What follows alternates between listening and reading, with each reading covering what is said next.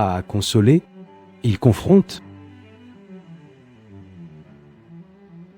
Au fil des siècles, des textes comme l'Apocalypse de Pierre ont influencé la manière dont de nombreuses personnes ont imaginé l'au-delà. Même sans être inclus dans le canon officiel, leurs images ont circulé.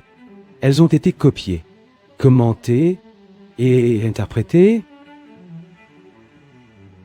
Certains chercheurs suggèrent que ces descriptions ont contribué à former des représentations ultérieures de l'enfer dans la tradition chrétienne. D'autres soutiennent que le texte reflète une étape précoce du développement théologique, un moment où différentes idées coexistaient et n'avaient pas encore été systématisées. Mais, indépendamment de l'interprétation, une chose reste claire. L'Apocalypse de Pierre n'est pas un texte neutre. Il n'a pas été écrit uniquement pour informer. Il a été écrit pour provoquer un impact.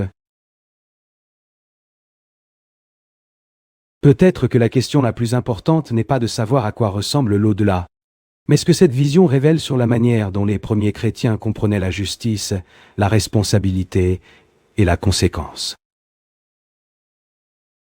Car, au final, le texte semble pointer vers quelque chose qui dépasse la narration elle-même.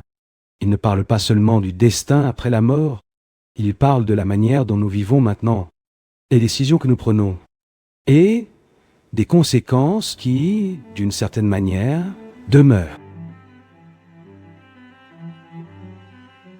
Une découverte historique révèle de nouveaux indices, mais soulève aussi de nouvelles questions.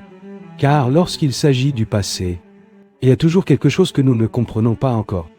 Story secret. Car certains secrets de l'histoire attendent